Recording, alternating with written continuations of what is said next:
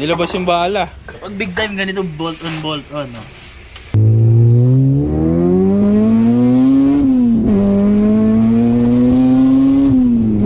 Nakuha ko yung bumper, 100k. Kasama yung wing. Nioba, ADO8R. Kung sa gulong pa lang mismo, 45 na.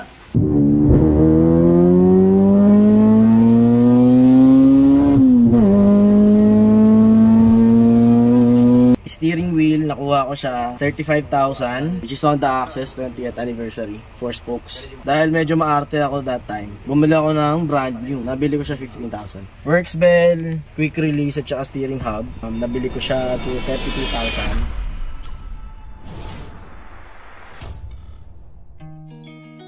What's up, Potseros? What's up sa inyo mga patatas? Babalik tayo guys, no? Syempre naman sa ating panibagong vlog. So nakita nyo nga sa title, umabot sa ganong presyo yung Civic ng tropa natin. Pero disclaimer lang guys, so hindi namin ginawa tong video na to para magyabang. Kami ginawa namin yung tong video na to para ipakita sa inyo na posibleng umabot sa ganong presyo ang mga lumang kotse. Meron pa nga mas higit pa guys. So para sa mga curious dyan kung paano umabot sa ganong presyo yung Honda Civic na to, tapusin nyo yung video guys, no? Kasi marami kayong makikita dito. Lalo na kapag mga Honda fans kayo, mga Civic boys, mag-enjoy kayo sa video na to. Tuloy natin yung video, let's go! Ito yung shoot namin ngayon. Magkano ba total value net? Sa total value kasi, hindi ko naman siya kinukompute na kasi alam nyo naman yung masakit sa ulo eh. Tsaka meron din tayo mga nakakalimutan ng mga pyesa na mga nakakabit na hindi naman natin nasama sa mga computation. Pero estimated total value siguro umabot na ako ng mga 4.5. 4.5 na EG. Kung ikaw tol, parang kung hindi ka may mahilig sa sasakyan, parang tingin mo aabot ng 4M. Siyempre sa normal na tao, hindi. Pero kung enthusiast ka talaga, putya.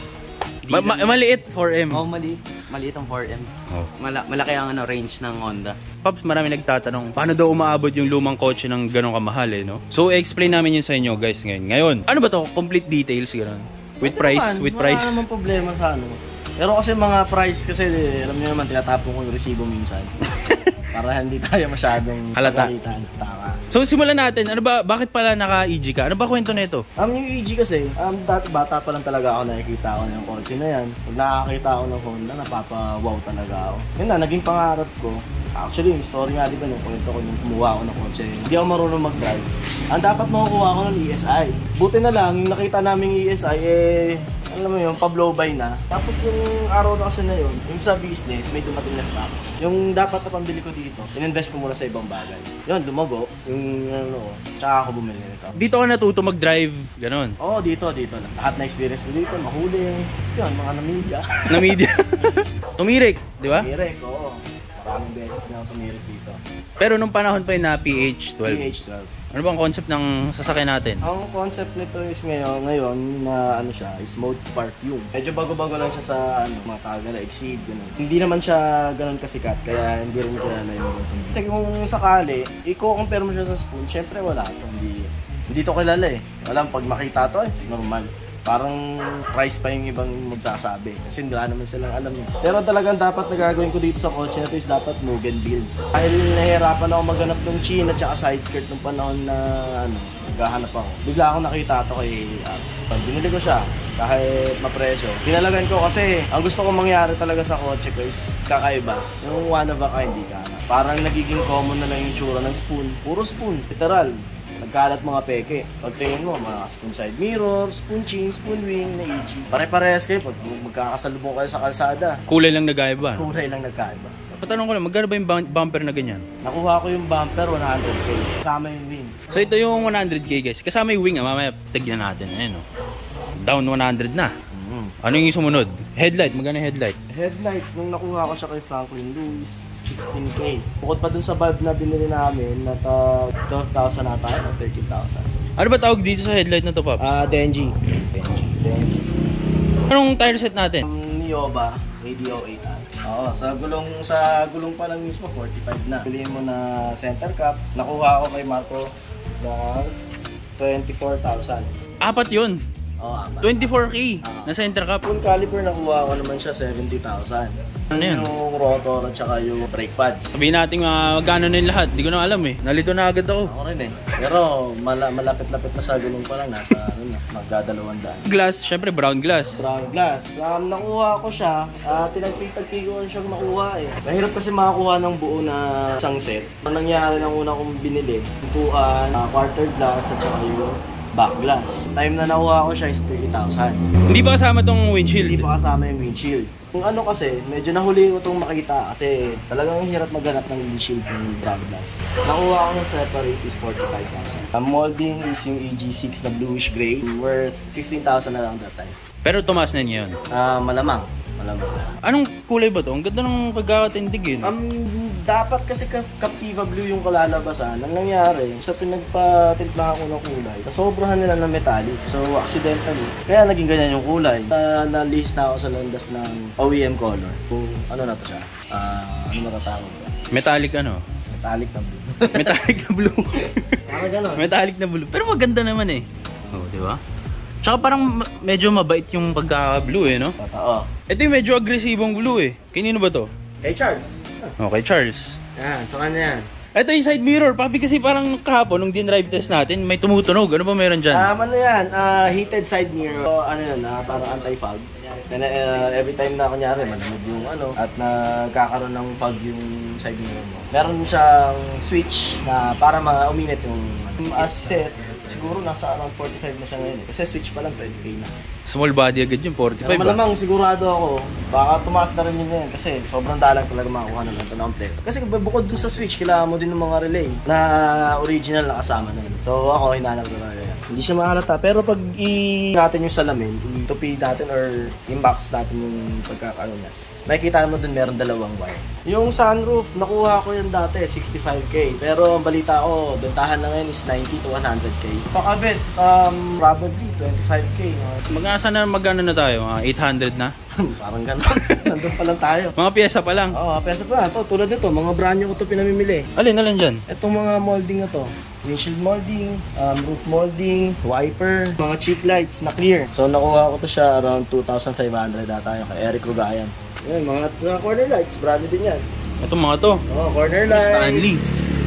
Corner lights, fender liner, at saka itong mudguard. Buti nakakabili ka pa ng mga brand new na moldings. Medyo mataas lang yung presyo. Yung panahon na yun, nakuha ko tong windshield molding ng 12,000. Itong roof molding Teka, 12K itong rubber na to. Paikot. Paikot. Yung roof molding? Yung roof molding, 9,000 per. 9,000. Oo. 9,000. So sabihin natin mga 850 na. Parang ganon. Mahirap kasi, maglabas tayo ng calculator. Pero pwede nyo naman gawin yun habang nanonood. O para tayo nasa palengke no, pag may hawak na calculator eh. O itong, syempre, harap pa lang yun. O doon tayo sa likod. O ito, dito tayo sa likod. Ito ba? Ano pa yan? Ano to? Ano? Infrared opener na Honda Accent. Since luma yung technology dati, so yun yung gamit na keyless entry. Pero ngayon lang ako nakakita ng ano, no? Meron parang akong extra dyan para kunyari mabali. Kasi baliin ng mga mga handle ng Honda. Nag-aano talaga ako ng extra. Pati yung mga molding ng bintana. Oo, molding. Pati yung ginamit ko na silat para i-seal itong mga windshield at saka yung quarter glass. Lahat yan, Honda din. Nakuha ko siya kay Edwin Tadena. Oh, may mga resibo, no? Oo. Totoo itong mga to. Oo, talagang i-ano na lang sila. Yung Civic Silicon badge, SIR na badge, may sticker, ABS LSD na original, Mugen. Parang kakaiba yung ano mo, no? Tailgate. Tailgate. Yes. Euro spec na tailgate with matching Euro spec din na garnish. Taas yung ano niyan, mas malakas yung ilaw. Tsaka ano ba pinagkaiba, Papi, pag Euro spec na ano? Mas mahaba siya kaya sa normal na mga tailgate. Kasi sa Euro, guys, mahaba itong plaka. Kasi hanggang dito lang yan pag normal. Oh, yung sinasabi namin is ito. Yung Bocana. Tsaka to, walang lagayan ng top nun. Hindi ko alam paano yung ginagawa nila dun eh. Basta ako, gawa na lang tayo ng paraan. Diba? At least makabit eh, no? So ito, pati mga back glass wiper, hook, para sa opener. Ito yung wing na sinasabi mo. Yeah. Cover, para hindi makikita ako ng mga karga dito. May ganun. So, Honda Access din yan. Medyo pricey din. 20K ko siya nakuha ng time niya. Itong, ano na to? Ito lang? Ito lang.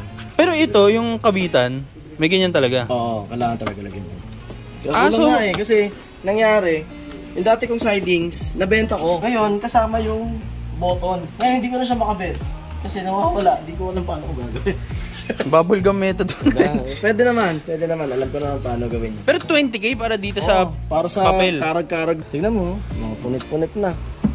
Well, mahirap talaga makahanap ng sariwa. At ito, akala mo, simpleng mat lang to. Ano yan? Access din po yan. Yung mat? Around the same price din dito. 20. Yung tail light is na ano lang naman natin to. Dati pricing is around 7,000 to 8,000. All hard race tayo sa pangilalim. From bushing, LCA subframe, traction bar sa harapan, dito camber kit, front and rear, trailing arm bushing, long stud, all hard race. Papakita nga natin ang itsura. Ayun o. More or less, mga 150 na siguro. Yung Civic Silicone badge, nakuha ko 17,000. Then ABS LSD sticker, same seller, Eric Rogayan, 7,000. 7 or 5. Ito, straight Mugen pipe, twin loop, pati mid pipe. Dati straight yan hanggang sa headers. Ngayon, kasi medyo na-UP ko. Hindi ko naman sinasadya. Basta dyan mababa lang talaga. Nangyari, na-UP. So, pinalitan ko ng ibang headers. Ano meron dito sa loob? Saan tayo mag-start? So, ito, sun visor.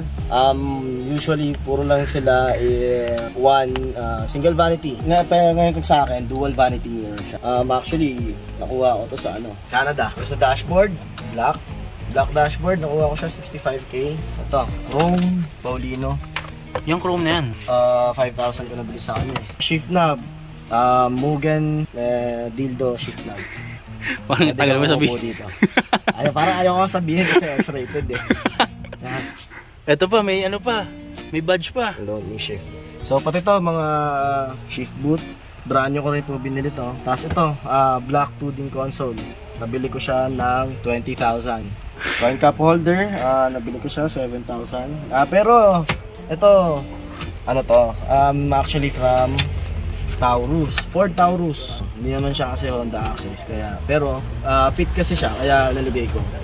Eventually tatanggalin ko siya kasi gusto ko maglagay din ng mga gauges. Gauge ngayon naglalaro sa 40 to 45,000. TCS with door indicator, steering wheel nakuha ko siya 35,000. Itong steering wheel lang mismo, which is Honda Access 20th anniversary. 4 spokes.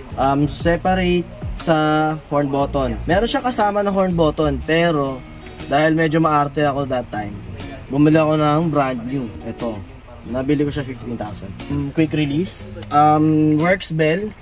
Ayan. Works bell, quick release at saka steering hub. Nabili ko siya to 32,000. Pero dalawa kasi binili kong ganito. So, 3260, 60 plus 5 para dun sa quick release na Charles, papot na ako. Pinali ko siya. Ito yung kasama talaga niya na Totoo to guys, naglalabas ng pyesa talaga. Ito yung ito yung steering, ito yung horn button na kasama talaga nito. Medyo malabo na Mayroon mga imperfections.